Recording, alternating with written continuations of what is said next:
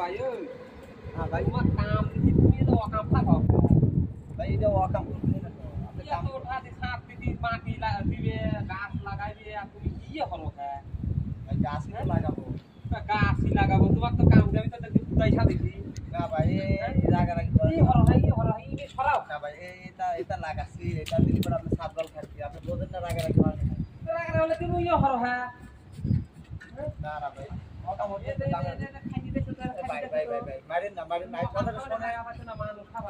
মারেন না কথাটা শুনেন বসেন বসেন আপনার সাথে কথা আছে বসেন আসলে আপনারা না বুঝে এই লোকজনের উপরে রাগারাগি করেন আগে আপনি বুঝবেন দেখো এই বিল্ডিংটা হচ্ছে অনেকটা আচ্ছা ঠিক আছে এই ছাদে গাছ লাগাবেন তাই তো আপনি কি চান আপনার বাড়ির ছাদ ভালো থাকুক ভাই তুমি বলেন আপনার মাথা গরম হয়ে গেছে বলে ভালো চান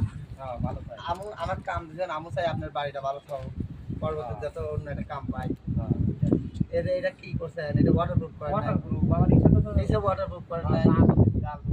আচ্ছা নিচে ওয়াটারপ্রুফ করেন নাই করার পরে নিচে প্লাস্টার করছেন তাই না আচ্ছা সব মানবেন তো এইটা দিচ্ছি কি জমি শুনবেন এটা দিচ্ছি আমি যদি আপনার ডাইরেক্ট মাটি দিই আপনার ছাদের সাথে মাটিটা লাগিয়ে যাবো লাগিয়ে গেলে আপনি কেউ বি আপনার পানি তো বাড়াবি না ছাদ নষ্ট হয়ে যাবে আস্তে আস্তে আর আমি এটি দিচ্ছি ভাই এটি দেওয়ার পরে আপনি কালোটা খাওয়ান আপনার কার দেখতে ভয় লাগে আপনি আমার বাড়ি বুঝাক ভাইয়া এই এটি দেওয়ার পরে এক ধরনের কাইন বা কাপড় আছে ওইটি বিছিয়ে দেবো বুঝছেন বিছিয়ে দিয়ে আপনি আবার করে আপনি বুঝবেন না আপনি কাজ করবেন মাপ বোঝেন না এটা 200 দেখতেছেন না এই 200 এতটুকু মুঠারে বালি দেবো বুঝছেন 200 বা 100 বালু দেবো বালু দিয়ে সারিয়ে বালুর উপরে মাটি দিয়ে আপনার গাছ লাগা দেবো তাহলে আপনার সাথে কি হবে শুনবেন এটা কাপড়টা দিলাম না কাপড়ের উপরে বালু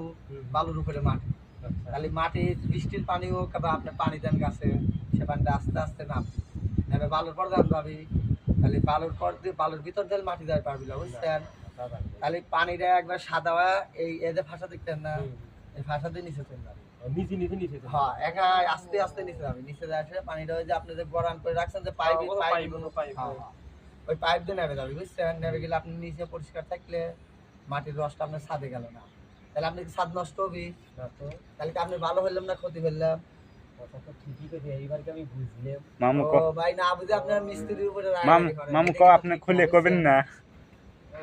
তাহলে তো আপনি খুলে করবেন না তাহলে তো তুমি মিস্ত্রিরা তো ভালো বুদ্ধি দেয় ভাই ভালো বুদ্ধি দিছি